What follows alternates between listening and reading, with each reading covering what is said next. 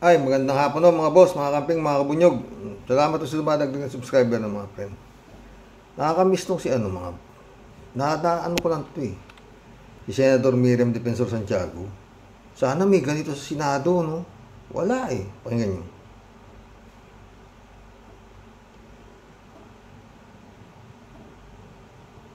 Impeachment trial eh. Ang dami kasing sawsawero doon eh. Mas marunong pa sila sa nag-aral ng batas. Palagi silang sasabing technicality. Exactly. The law is exactly.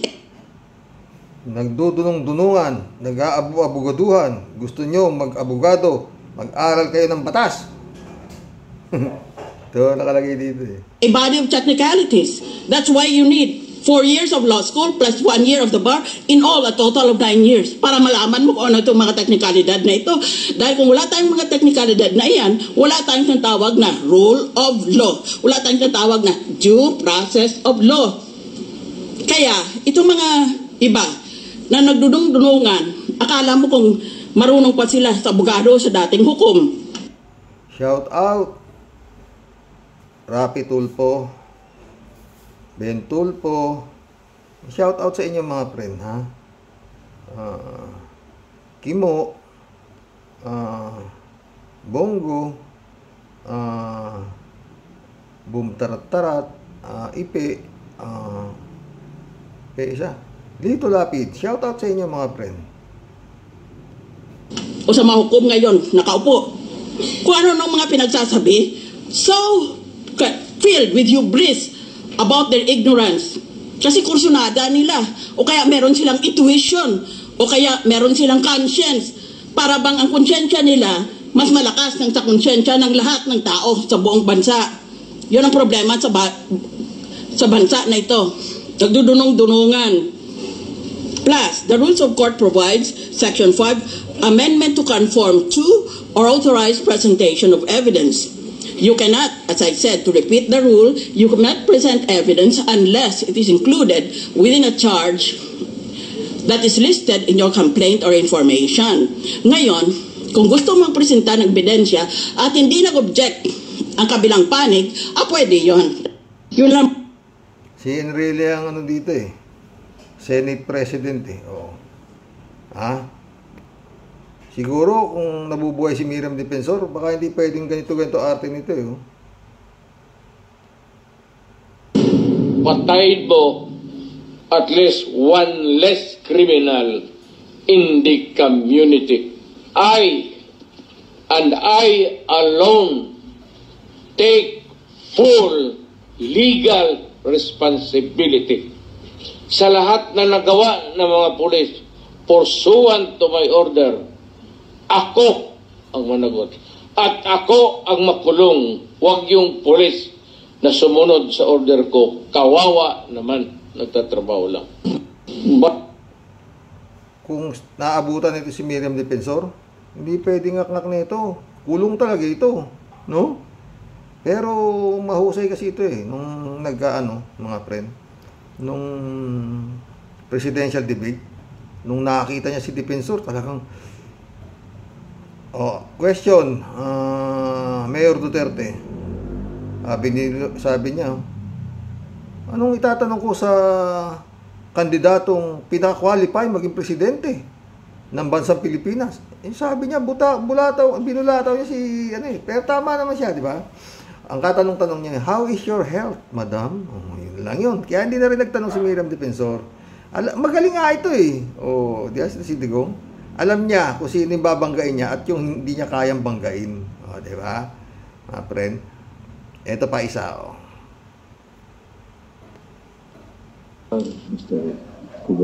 That's why I lost my temper, Mr. Chairman. Public Estates Authority is worlds apart from Phil Invest or whatever it is that he was mouthing. It implies that I was a member of the board of directors of a private company. I have never been so. Be careful with what you say to this committee. I stand corrected. You should be. Mr. Chairman, I most humbly request for this committee to consider this witness in contempt of court for deliberately misleading this committee and for particularly denigrating my integrity and my moral character. Shut up! Yun sana, mga ganun, di ba mga friend? Kakamiss yung mga ganyang klaseng senador na may utak. Hindi kagaya nga sa sabi niya dyan, ha? Marami dyan ngayon nakakandya sa Senado, mga nagdudunong-dunungan. No? Ay nako Lord, anong nangyayari sa Senado? Antayin natin, kaabang-abang pa yan. Pag lumusot nga si Ipe, si Bumtarat-Tarat at si Kibuloy. Wag naman sana. Taragis na yan. Hindi mo masabi, di ba? Mga friend, sabi ko nga sa inyo, anything is possible sa ngayon dito sa Pilipinas. Di ba? Si Kimo nga, nag-number 1 Okinawa, Japan. Akalain mo yon, di ba? Ex-convict. Sa totoo lang mga boss, katawa-tawa na talaga itong Pilipinas sa buong mundo. Oo, sa nangyayari. Wala. Tsaka yan, si Miriam Defensor, yan ang nagpalabas kay Vitaliano Aguirre dun sa Senado. Pinalabas niya. Pinalayas niya si Vitaliano Aguirre. Labas Oo. Di ba? Tao yata ni Digong yun si Vitaliano Aguirre. Nasaan na ba yun? Yun ang nagpahamak na isa, kay Laila de Lima. Wala pa bang kasong naikasampa dyan? Senadora Laila de Lima? Yung mga nag-frame up sa'yo, kumbaga, wala pa ba? Nakatabi ka pa si Digong sa'yo sa tabi sa Senado, inambaan ka pang susuntukin ka ni Digong. Ano ba? Kasi, sakit sa ulo. Diba mga friend, Dito naman tayo kay Kapersi ulit tayo. Yung mga pumunta ron na agents ng customs bumalik sa Maynila sa takot dahil pinagbantaan sila ni Digong nyo na pag hindi sila umalis sa Davao, Rapid Fire! Magandang gabi po mga kaibigan. Muli pong sumasa inyo ang palatuntunang Rapid Fire. Sino yung P ulit dyan? Si Pulong po. Sino yung Mans dyan? Yung Mans po, ito po yung asawa po at ni Mayor Sara. Mark, ilang taon ka na? 33 po. 33. Anong taon ka nung nasama ka sa ganitong klaseng trabaho? 26 po. 26. So, si Taguba ho yun. Nakakulong ho ngayon yan, si Taguba. Naging witness ho dito sa Kongreso, mga friend. Pero, wala rin yata nangyayari. Wala, di ba? Wala nangyayari dun sa Pulong Duterte, wala nangyayari dun sa Mans Carpio, wala Tagal na ho nito, di ba? Yung mga investigasyon sa Quadcom, wala pa ho nangyayari. Tuloy natin. At the age of 26 years old, paano ka napasama sa Davao Group? Or paano ka nakipag-transact sa Davao Group? Ayun po, tulad na sinabi ko, yung mga pangaharas, so kaya nilang gawin yun. So, ang ginawa nila, pinag-alert nila yung mga container ko. Ngayon, meron akong kakilala ka. Grabe, Panahon ni Digong, Pag hindi ka membro ng Davao Group, haharasin yung mga container mo sa Bureau of Customs. Pero pag nagbigay ka ng 5 milyon, lusot na. Yeah. Kasi sa SSPDC, si Jojo Bacod po, ni-refer niya ako dito sa Tita Nani. So, ayun po, nag-meet po kami, si Jojo Bacod, si Tita Nani, si Noel, tsaka si Jack. Hindi ko kasi masyadong nadidiinan yung mga Quadcom na yun. Naimbestigahan na ho ba yung Tita Nani, yung Jojo Bacod? Asa na yan na sinasabi ni Taguba? Wala yata rin. Asan na ba sila? Wala yata nakakulong Tuloy. In-explain nila na sila na ang pinaka-powerful doon. Kung hindi ka papasok sa grupo nila, hindi ka makakapag-transact sa Bureau of Customs. Ayun, So, ang pagkakaintindi ko po doon, wala pong player o kung sino man na gusto magparating na hindi dumadaan sa kanila. Kasi nga, pag di ka nagbigay sa kanila, mahaharas nila, mahuhold nila yung mga container mo. Pag di ka nagbigay sa Davao Group, bulilyaso yung mga container mo, haharasin nila, di ba? Pero pag nagbigay ka ng 5 milyon, putik yan. Lusot ka. Pero nagbabayad ka pa rin, pero maliit lang yung binabayaran mo yata. 40,000 na lang ang babayaran mo doon sa Bureau of Customs. Wala, lusot na yung container mo, di ba? Tindi talaga, no? Tanaw ni Digong, grabe. At kailangan may enrollment fee na 5 million. So, pinapapunta nila Enrollment fee, 5 million. No? ako sa Davao nun para daw i-meet si Paulo Duterte. Anong prueba ang ibinigay sa iyo ni Tita Naning na para masabi nga na talagang legit siya? Na member nga ng Davao Group. Ang pinaka-prueba lang po na maibibigay ko sa inyo is lahat ng transactions ko is nag-green lane siya. Lahat po ng dokumento ko. Lahat ng transaction niya, green lane na. Ibig sabihin, wala na. Lusot na. Pagka kinumpara nyo, puro pare-parehas. Puro 40,000 yung tax niya. So, lahat ng container ba niya, pare-parehas. Puro 40,000 lang ang tax. Kasi miyembro ka ng Davao Group. Kapakamura ng tax mo. Kahit sino, pagka nakita yun, i-hold nila yun kasi bakit pare-parehas. So, yun lang po ang mabibigay kong prueba sa inyo na kung totoo ba si Tita Nani, yung Davao Group. Dahil tingin ko, walang basbas sa taas, hindi mangyayari yun. Hindi makakalabas yung ganong karaming container ng ganong kabilis.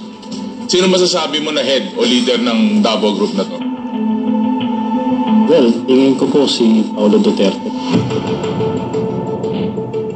Ito, bibigyan ko kayo ng isang sample. Alam nyo, nung panahon ni Gloria, natatandaan ko pa ito, merong nagpunta sa Davao na mga ahente ng Bureau of Customs. Napanood ko ito nung nabubuhay pa si Ka-Percy. Itong topic niya na to. Ang pakay nito, pinadala ito ron sa Davao para sugpuin, hulihin yung talamak na smuggling sa Davao. Alam ba ninyo yon?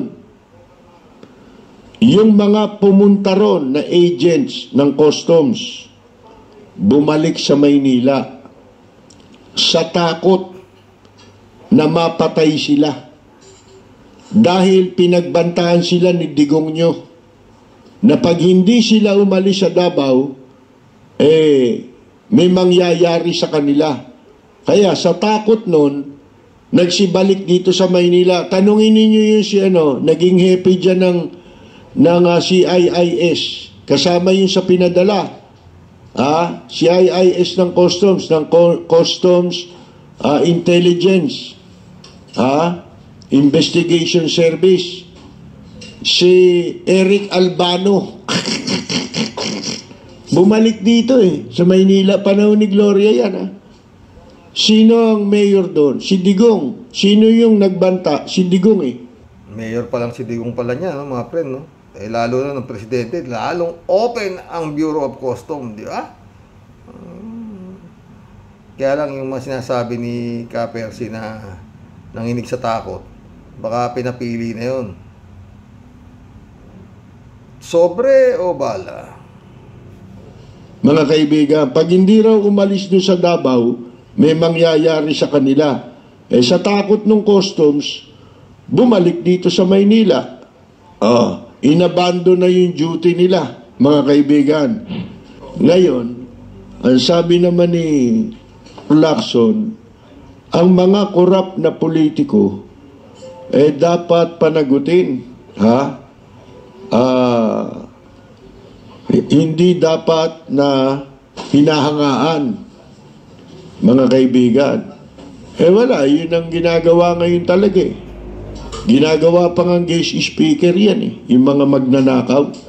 Si Erap, madalas ano yan yung graduation nga Ano, isipin mo, speaker si Erap, convicted plunderer, ousted president. Sinasabi mo rito, baka yung hindi pa nakakasuhan o hindi pa nahahatulan si Erap, isipin mo, convicted, di ba? Pag may commencement exercise sa pamantasan ng lungsod ng Maynila, si Erap ang speaker.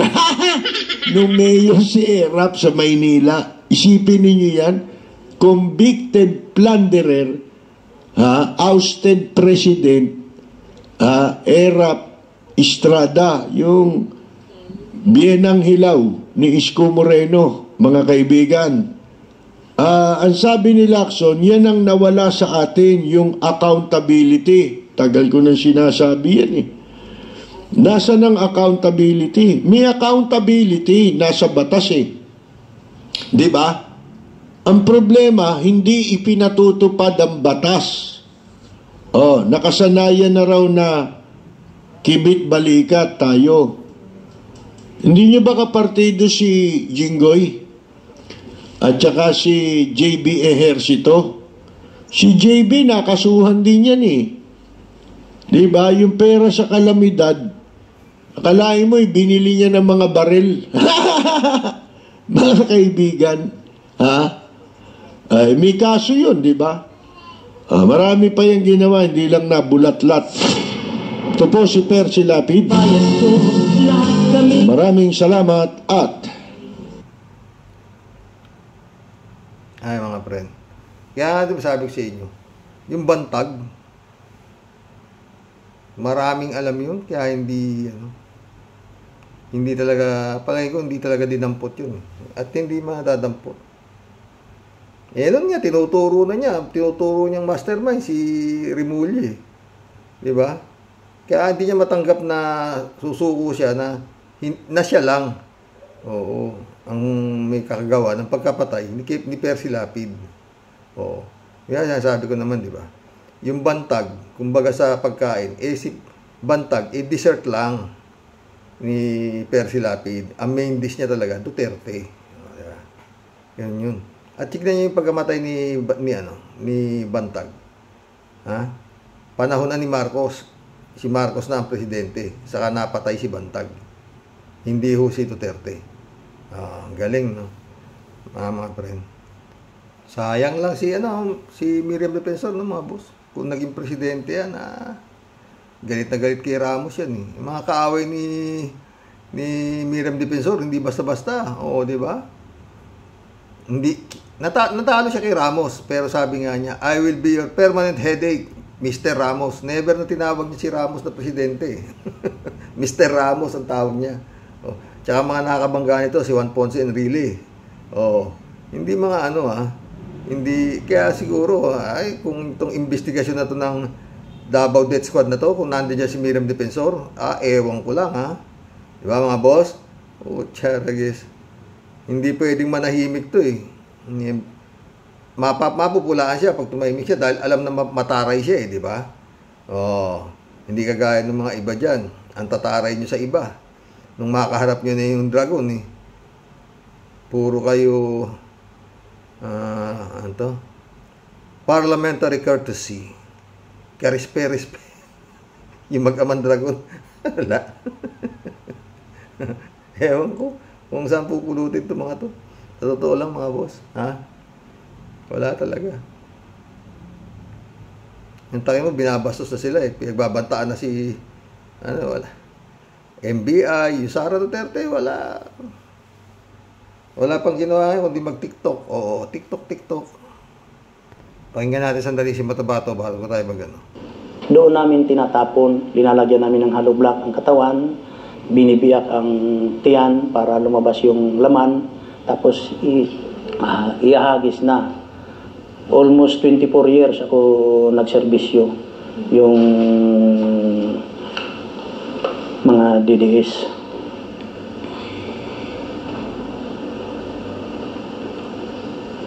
Ako si Edgar Matubato, nakatira sa Tamayong, Kalinan, Davao City. Ang napatay ko sa umpisa, lahat-lahat galing 2013 to 1988, siguro aabot siguro ng 50 katao. Kaya nga nagkukonsensya ako. Si Duterte talaga ang nagtatag ng DDS, ng Davao Death Squad. Siya talaga ang nagtatag niya.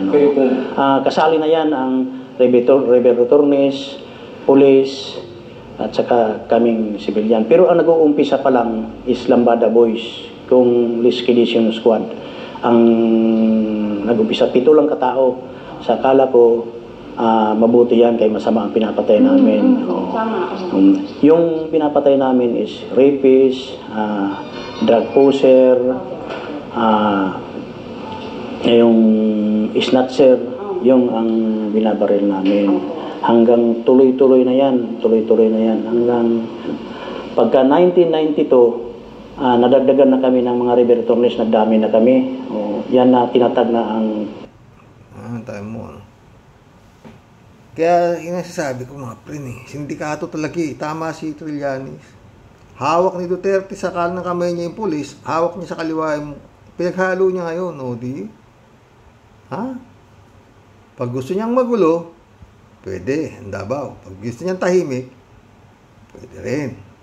Di ba? Parang ganun, Ayon kay Matabato, dumami ng dumami mga rebel returnees. Anong gagawin mo sa bundok, rebelde? Di ba? Open kayo dito. Bibigyan pa kayo ng baril. Ang trabaho niyo lang, pumatay. Ginamit nga, Davao Death Squad. Ginamit sila ng Davao Death Squad, di ba? Tuloy. May bayad pa kayo kaysa nandiyan kayo sa bundok, nilalam mo kayo, dito na kayo. Baka nga yung iba dyan, sabi ko na nga, yun din ang angel of death ni Kibuloy, di ba? Tuloy. Pangalan na ang DDS kung Davao Death Squad. Talaga ang mga DDS, mga pulis dyan, walang nahuhuli na, nakabalita ba kayo may nahuhuli nga DDS sa Davao City? Wala, kasi mga pulis din ang mga DDS. Yan ang dumudukot. 1993, binumba ang katedral. Binumba. So, pagka umutos siya ng 26... Kaya dapat mga pre, yung mga kapulisan na sinasabi nila, diinan yun Dahil hindi basta-basta testigo to, kasama nila to Nung Davao Death Squad na sinasabi, inamin naman ni Duterte sa Senado na meron talaga silang Death Squad, di ba? Tinuro niya pa si Bato. Ito, Death Squad din ito. Si Enbesa is pa, mga general yung mga, kaya, galing hawak niya mga pulis, hawak niya mga general yung hawak niya, Kernel, plus rebelde, meron ba rin kagaya na Matabato na civilian, laki sindikato.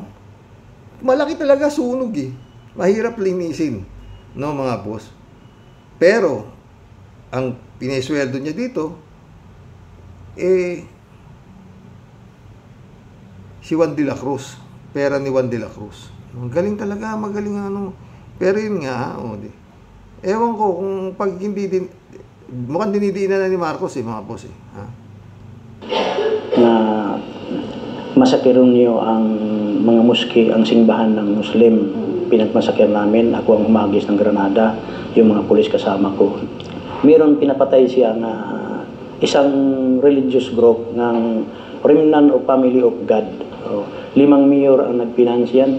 Pagkatapos naman, 2010, tumakbo si Prospero Noglares ng mayor kalaban ni Duterte. Kinidnap, tapos limang tao pinatay namin. Inisa-isa pagpatay namin doon sa Island Garden City, Samal. Ang dami pa naming yung si Paulo naman 2013 may pinapatay si Vice Paulo Duterte. Inakyat namin yung bahay, kagalit lang niya.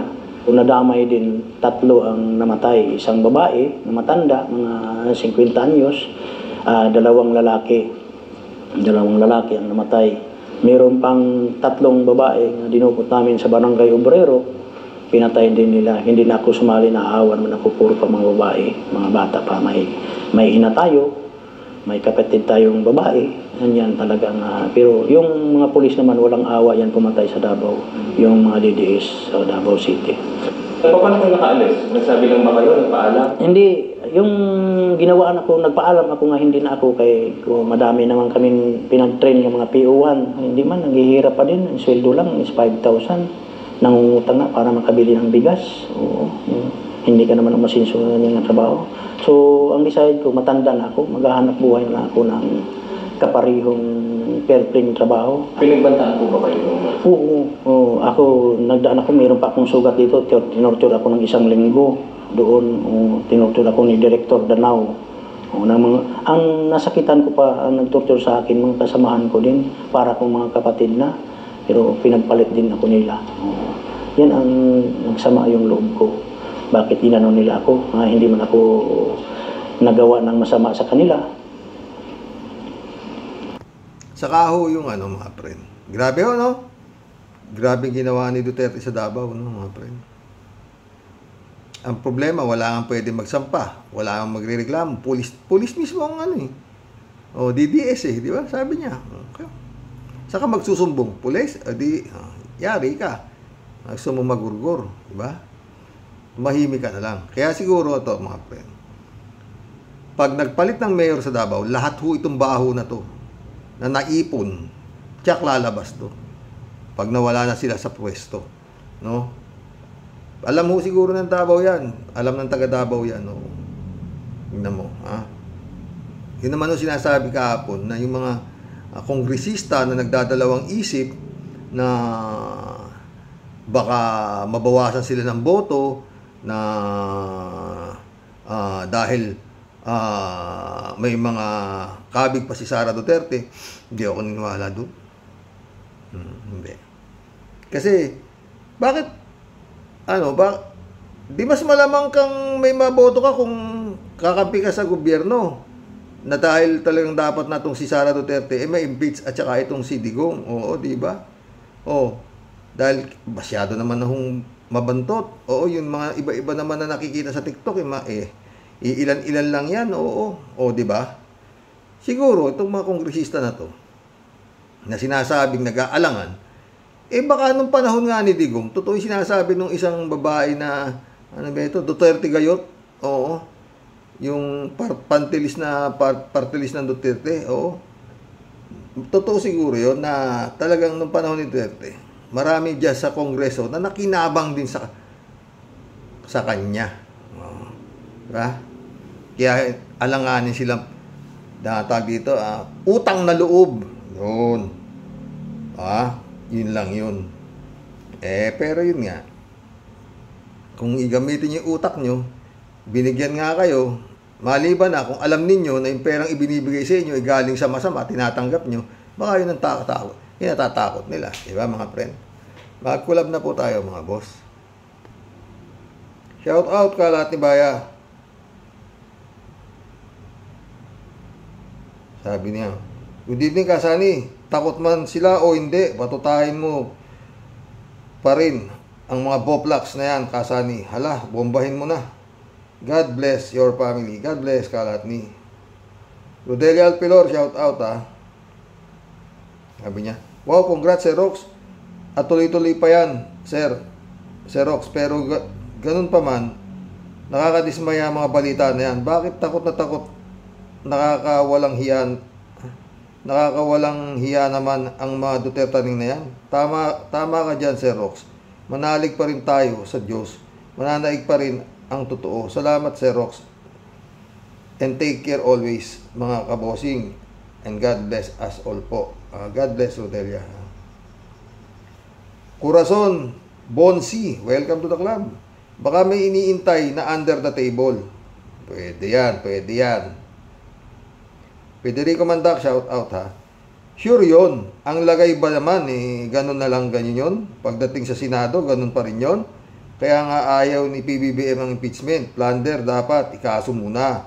Yun ang sinasabi ko. Pag na-convict, kulong. At hindi na makakatakbo yan kahit barangay tanod. Yun nga sabihin na natin, pero pag plunder, ano yan reclusion perpetua, di ba? Ang sentensya dyan. O life imprisonment din siya, di ba? O paano siya makakatakbo? Sige nga, tanda na siya. Di ba? Kaya, bakit inidadaan nyo pa sa plunder na kasuhan nyo na, liwanag naman eh. Di ba, Federico? Pinapatagal nyo lang eh. Kung kinasuhan na yan, o, di inasikaso na ng Department of Justice, eh, di, may warrant of arrest na yan, o, doon ang kaso. Doon sa ninakaw na pera na nalaman dyan sa Quadcom nila, may Regis Piatos, o, di ba? Huwag nyo na i-ano sa impeachment, ang daming ano, seryoso. Yun din yun eh. O, di ba? Ewan. Perdes San Juan, shout out. Good evening, Karox. Karox, ang dami namang batas na idinagdag. Ang batas natin ay halos inaanay at ginagahasa na. Ang unang lumalapastangan dito ay mismong mga politiko. Karox, ang tanong, nasaan ang tunay na katarungan ng ating bayan? Kaawa-awa tayong mga nasa laylayan. Ngayon 2025 election, pumili na ng bagong kandidato at mahigpit nating bantayan ang bilangan ng eleksyon. Yan lang ang tanging paraan o solusyon kung gusto nating pagbabago at pag-unlad ng ating buhay. Totoo yan, Ferdinand. Ay, nako. Elizabeth Iscare, shout out. Good evening, Sir Rox. Paano nila susuporta ng impeachment si Sara? Kasi nga, takot silang matalo. Alam nila na baka yung mga ipatalo, baka yun ang ikatalo nila. At ito naman BBM nito, ayaw din niyang ma-impeach ito. Wow ha, bakit? Ayun. Baka maglabas ng baho itong Sara na ito at ang mga Duterte para ma-impeach din si BBM. Ay, ang gulo nila. At pati mga congressman, parang sila mismo, di nila alam kung saan sila. Sa pula o sa itim. Pinaka-the best talaga dyan eh. Makiki-operate na lang sila sa ICC, wala namang, ganun talaga yun. Kasi nga, pag si Digong, dito nakakulong, di na yun ang gustong mangyari ni Digong, di ba? Sumunod yung gobyerno ni Bongbong sa gustong mangyari ni Digong. Ganun lang kasimple yun. Elizabeth Iscare ulit. Nakakadismaya lang kasi, parang di nakakaisa ang mga yan, dahil nga sa eleksyon parating. Kaya walang maglakas loob, banggain ng mga Duterte. Lalo na ito si Sara na ito.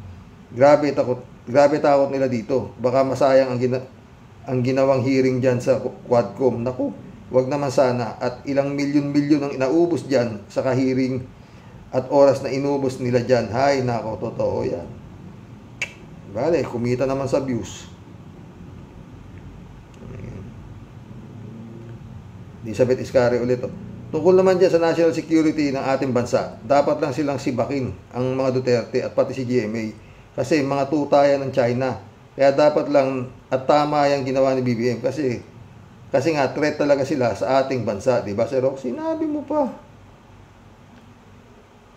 Joey Tobilea, shout out ha.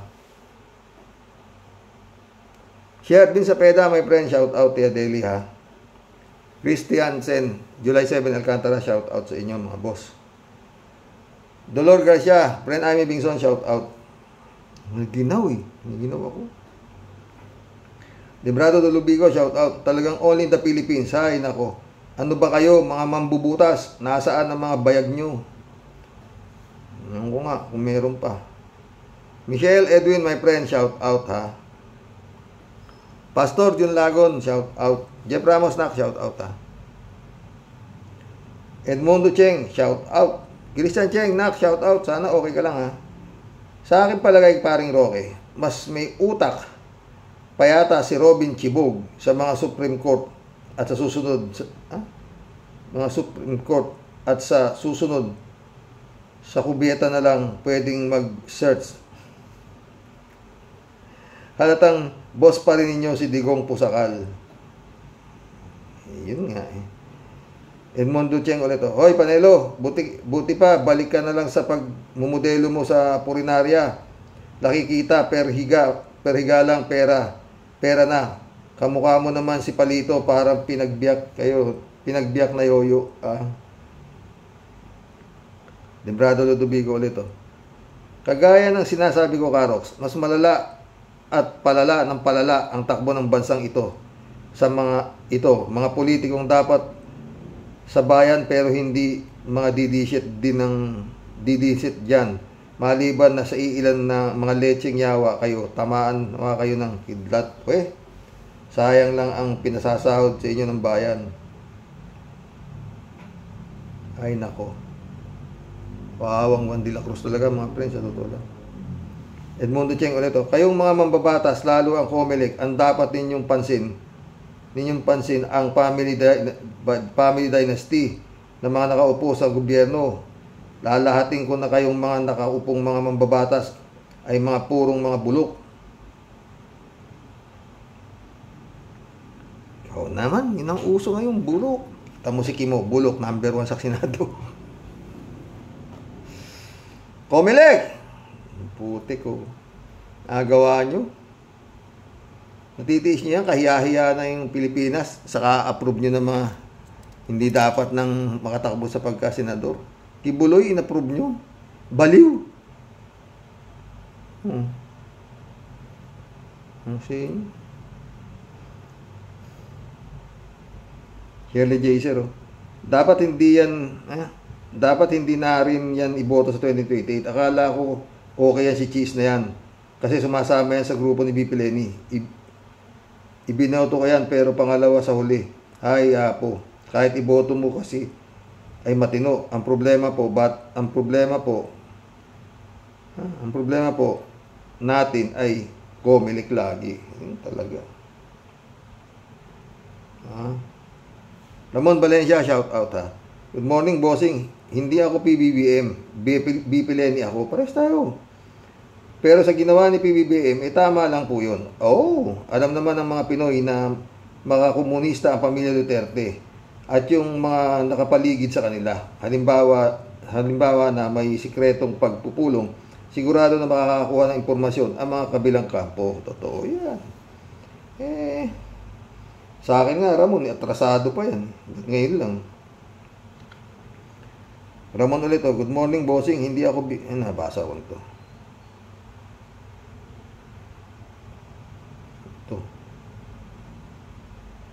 Ramon ulit, napanood ko kay Kabunyog Enzo na nagalit si Panelo sa ginawa ni PBBM na tinanggal si BP. Piatos Pusit Flavor. Ginawa din pala niya yung kay BP Lenny. Tinanggal din ng meeting para hindi malaman ni BP ang mga pinag-uusapan nilang pagplano ng administrasyon ni Digongyo. Nakakalimutan niya ni Butike. Hindi niya nakakalimutan yan. Alam mo, magtanga-tangahan ka lang, kikita ka kay Digong. Ernesto Aquino, shout out. Mga takot sa siga ng Davao. Totoo. Mundo Cheng ulit Hindi dapat appointed ang inilalagay sa COMELEC kasi kung sino ang naglagay sa kanya sa COMELEC, tiyak siya ang laging bibigyan ng pabor. Yun nga, dapat yun, hindi appointee yung mga yan Maski Supreme Court, hindi dapat appointee. Ba? Hahawa ka. I-appoint ka ng Pangulo. Di ba? Tignan mo nangyari sa Davao. Hawak nila yung MBI. Sabi ni Arlen Stone, nakasobre. Di ba? Pag may nagsampa ng kaso sa mga bataan ni Digong, dismiss. Di ba? Ano balita sa binaril na babae na beauty queen? Ang bumaril doon militar. Patay. Asan na? Wala na. Balita na naman. Wala. Maraming ito. Tulad ni Garcia, si Digong ang naglagay.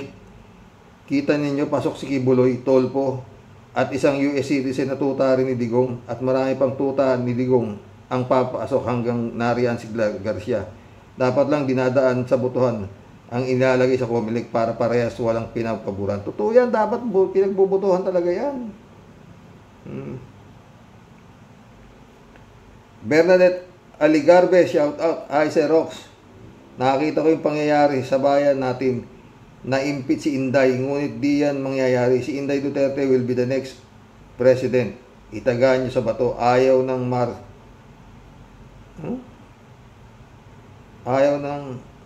Marsmi, ngunit no choice. Itanim mo yan sa kaw. Hindi mo intindihan? Hindi naman siguro, Bernadette. Hindi papayag ang Marcos. Niwala ka. Marilo Pabianak, shout out ha. Doon po tayo at sa mga ka-warriors, talagang kitang-kita po natin, hindi paglilingkod ng sabayan ng kanilang interes, kundi ang maging forever na sila sa pwesto.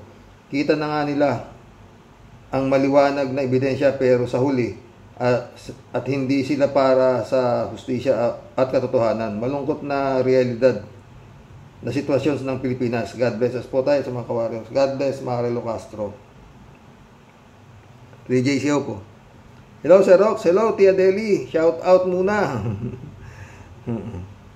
Bagong taon, dami pa rin ganap na matindi. Hay, totoo nga yan eh. 3J Show ulit oh. Sir Rox, una muna dito kay Pusit at Digong nyo na technically naman tinanggal ni BBM sa NSC. Siguro naman kung may common sense ang mga DDS ay kahit pala may common sense sila, di nila gagamitin sa pagkakataong ito. Pag may common sense ka, hindi ka kikita sa DDS, kailangan wala ka talagang lahat na sasabihin na, yun lang gagawin mo. Wala lang gagawin, kundi pumuri ng pumuri. Pag hindi ka pumuri, lala ka na. Tuloy natin kay 3J Show. Totoo naman lahat. Totoo naman dapat lang silang tanggalin kasi, hello, national security nga, ang mag-amang ito ay taksil sa bayan. So, bakit mo sila isasama sa mga usaping seguridad ng bansa at ng Pangulo? Di ititip agad nila ang impormasyon kay paring Xi Jinping, Pimpin Lechon, haler.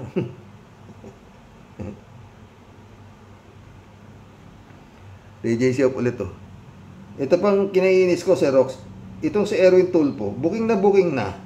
Pinaiikot lang ang tao. Yun naman mga nag-i-interview, like Tonying, alam naman nila na ang tamang proseso para i-denounce ang pagiging American citizen ni Erwin. Pinaiikot pa sila na keso hindi naman talaga siya naging American citizen. Hay, ang baho ng utot nitong Erwin ito. Sinabi daw ni BBM na ituloy lang niya ang ginagawa niya. Ang akala niya, ituloy niya ang pagiging Secretary of the Department of Welfare. Oy, ang ibig sabihin ni BBM, ituloy niya ang ginagawa niya tungkol sa kinasasangkutan niyang issue. Ituloy na niya ang kanyang request to denounce his citizenship. Ay, nako. Ewan ko, kinuha pa ni BBM yan eh. Ewan ko ba sa kanya? Kinundida. Gulo, no? Kung gusto ko eh. Tama-tama. Kung magkakaroon lang ng mga leader ng mga matitinong militar, martial law na lang. Oo, walang kongreso, walang senado, walang vice-presidente, wala lahat. Militar nga, di ba? 3J Show, Sir Rox. Itong si Dado, na retired general, hindi naman general yan. Si Dado, kapitan yata yan eh. Bakit kaya ayaw sampa ng kaso ni BBM? Iyon na nga. Ang dami na wala. Sobrang yabang, kala mo may authority siya. Dapat yan itali sa puno ng maraming langgam. Nakakasuka. Totoo. Ay, mission accomplished mga boss. Hanggang bukas pumuli. Oo. Tignan ko kung makasingit ako ng isang ganda-ganda mamaya. Tungkol sa aking Oy, Gracing Sai, 2025 na. Yun ang magiging topic ko. Sana normal ka na. Magandang gabi po mga boss. God bless. Buhay, wala talagang pag-asa yata. Pero, ayon sa dito, mukhang yung ginawa ng hakbang ni Bongbong na pag-alis sa kanila sa NSC, sana may kasunod, no? At ayon mga bukas, pag-usapan natin yung mga sinasabi ni Secretary Ronald Llamas. At yun nga, para sa kanya, mukhang parang gera to. Kung sakasakali magkakagera, sino ba namang ideklara niya yung Davao parang Marawi? Martial, lumuna tayo sa Davao. Pag hindi, ewan ko eh. Diba mga boss? God bless.